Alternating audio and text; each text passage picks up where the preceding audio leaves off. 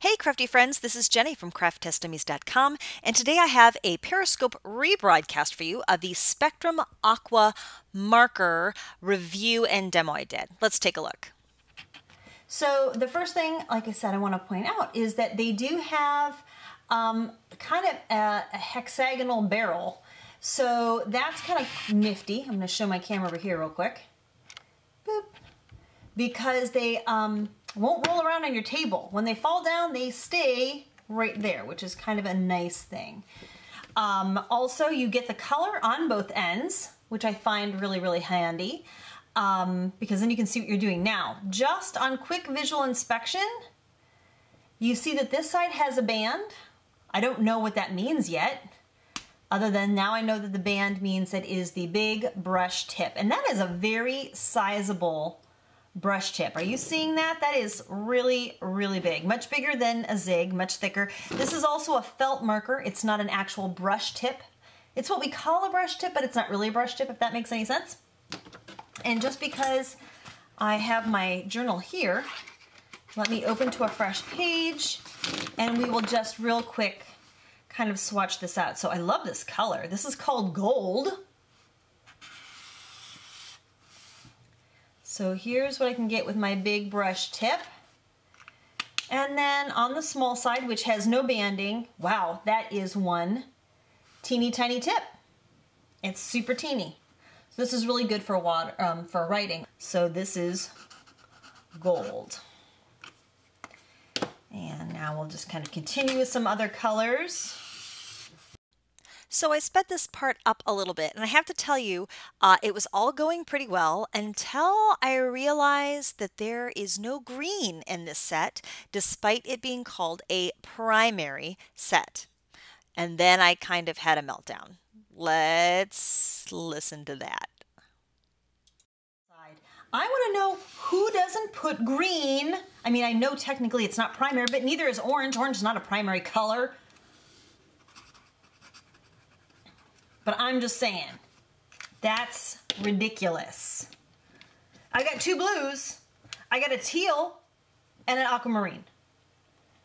But I don't have green. That's stupid. Pardon me for having my very strong opinions about these things, but you know, that just, it pisses me off. I'm gonna be honest. Because then if you're a person who's buying your first set of markers, you just spent how much money on this entire set and you don't have a green to play with. It's so annoying. Okay, so I'm going to spare you the rest of my meltdown. I went on for quite a while comparing these colors, and what I have found out is that there really is not enough color difference in the primary color chart. So the scarlet and crimson look very close to each other on paper. The purple, magenta, and red violet also almost completely identical, and the aquamarine and the teal are almost completely identical. So when I'm looking at this as a set for $24.95 MSRP, there just really isn't enough color variation. You can see here on the swatch, those purples all look almost exactly the same. But let's move on past that and actually look at how the watercolors work on different surfaces. You can see already how super water soluble they are. So maybe this is their theory, is that they are so juicy that you're just going to make your own green. Maybe that's it. And so far, I'm just so upset with the color story that they gave me, or that I have. They didn't give this to me. I purchased it. So this is not watercolor paper. This is like a Bristol, and it's in my journal. But you can see you can lift it up almost completely. Okay, so now let me recombobulate myself, just so cranky.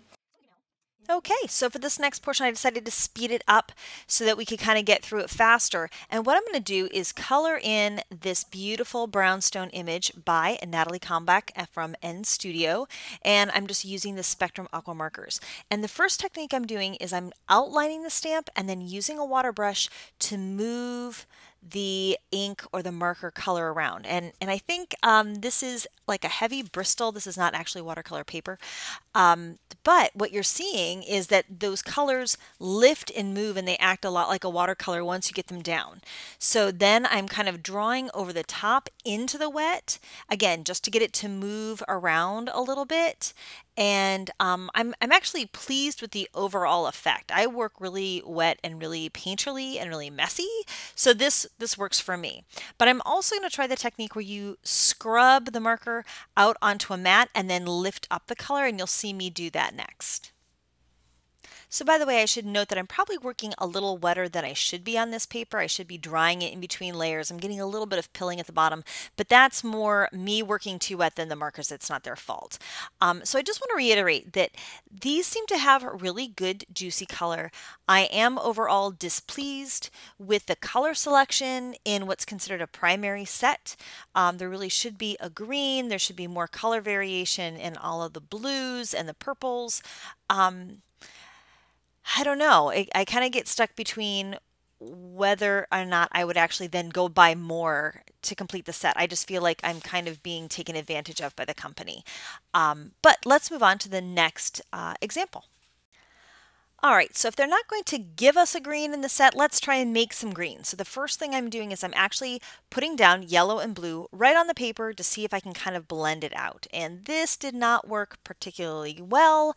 You kind of added to need too much water, and then you got some pilling. I just didn't find that they blended very well. So the next attempt to make green is actually scrubbing it on the craft mat and then using a water brush to lift it up. And I found this to be actually much more successful. As you can see over here in the corner, I kind of forgot where my camera was. I was able to make a successful green color. Yay me! Now, do I think you should have to do that if you're buying a set of markers? Probably not, but if you have them and you're just trying to make it work, that would be the technique I would recommend. And if you don't have a craft mat, just find like a takeout lid, just scrub it on some plastic. A plastic lid works really well, and you can get a satisfactory green color with the navy and the gold. So we at least can salvage the set that way. Okay, let's review. They have two tips, a felt brush nib and a fine point, great for writing. You can make your own green and they work well as a watercolor on a paper.